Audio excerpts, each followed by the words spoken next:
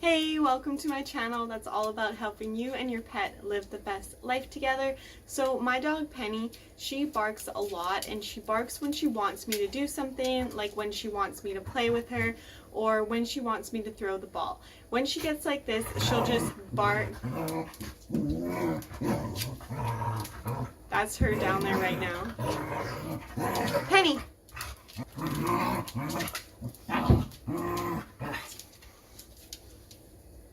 This is Millie, not Penny, but they were playing, so they were making noise while they were playing, so I'm just going to hold Millie. But as I was saying, my dog Penny, she barks a lot when she wants me to do something like throw the ball, so she'll just bark consistently and constantly until I actually throw the ball. She gets like this tunnel vision, and it's just the ball or nothing, and it's bark, bark, bark until I do it. And that's not okay because I can't always throw the ball exactly at the second when she wants me to throw the ball. So I'm teaching her the command quiet, and I'm going to tell you all about that. Barking can be good. Our dogs are trying to communicate something with us when they are barking, so we kind of want our dogs to bark, but there can be times when we don't want our dog to bark or when we want them to stop barking. Sometimes they can continue barking because they don't feel that we understand what they're trying to communicate with us, or we haven't given them yet what they want. But there are moments when you can't give your dog what they want, or when you have trouble communicating with them that, yes, I know you're barking because the neighbors are making noise, but I can't do anything about it. So you want to teach your dog a quiet command so they know when to stop barking if you can't help them with whatever they're barking about. So why do you want your dog to be quiet and not completely stop barking at all? Is because we want our dogs to be able to bark. Dogs bark for a reason. They're warning us of something. There's someone at the door, or they want something, like they want to play or they want food, or they hear something or they see something that they just don't understand, and they're letting us know that something is off, something is weird. They dislike another dog or another person, or even maybe they have to go to the bathroom. So there are a lot of reasons that we want our dog to be able to communicate with us, but we also want to be able to tell them to be quiet, that now's not the time to bark, or yes, you barked, I heard you, you can stop barking, you don't need to continuously bark. So first, we need to know what not to do when our dog barks. So we don't want to match their volume and get in kind of a yelling contest with them. That's what most people often do, and it's kind of the easiest thing and what you go to when your dog consistently barks and barks and barks. You kind of yell, stop! And your dog just thinks that you're barking with them. So if they're barking because they're warning you of something, or because they see something that they don't understand, they hear you kind of yelling back to them, and then they think, okay, so now my person is also making loud noises and barking and shouting.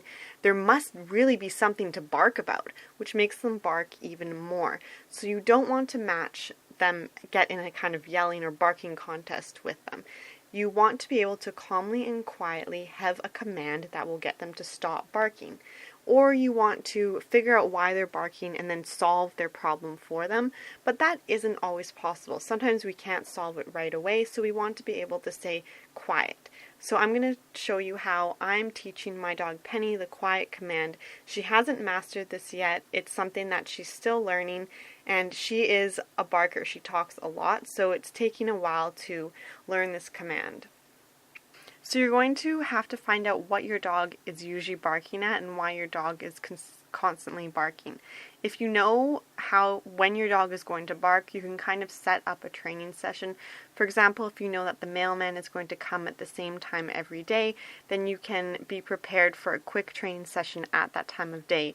Or you can also set up your dog to bark, have a friend knock at the door at a specific time so you can have a little quick training session.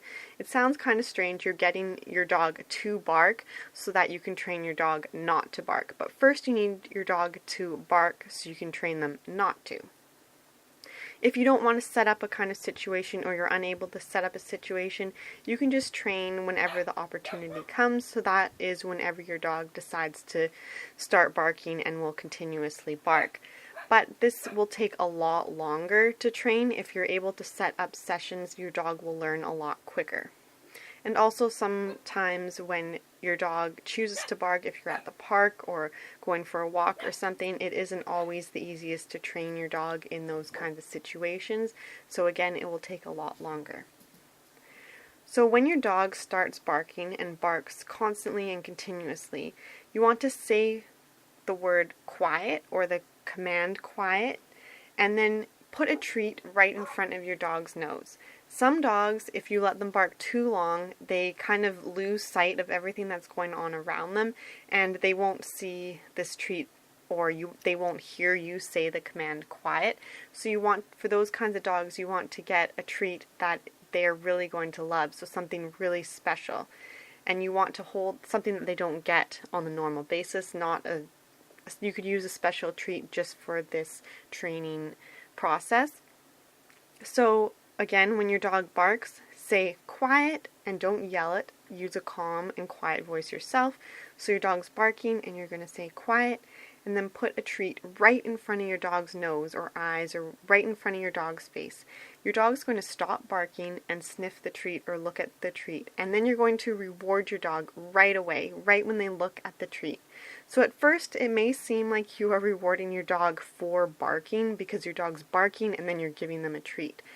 But over time, your dog's going to understand that you're rewarding your dog for stopping barking, for being quiet. To make it clear to your dog that you are rewarding the silence and not the barking, you will need to reduce the amount of time that passes between when you say quiet and when you give the reward. So at first, it's going to be bark, bark, bark, quiet, and then reward right away. But over time, when your dog barks and barks and barks, you're going to say quiet, and then there's going to be a pause of silence, and then reward. So this pause of silence is going to be very short in the beginning, and over time it will lengthen as your dog starts to understand that they're being rewarded for the silence. And now after you reward your dog may start barking again. And you're just going to have to keep repeating the process until your dog stays silent and stays quiet. You can also do this when your dog is naturally quiet. So if your dog's just sitting on the couch, not when they're sleeping, but when they're awake, but they're quiet. If they're just following you around the house and they're being quiet, you can have some treats on you and you can just say, quiet, good girl, quiet, and reward your dog. So you're labeling your dog's behavior, and your dog will get to learn that the word quiet is a good word. I get rewarded when quiet is said, and when my mouth is shut and when I'm quiet and calm, that's when I get that reward, and that's when that word is used. So they'll start to associate the word quiet with being silent. So you're just rewarding the behaviors that you like to see in your dog.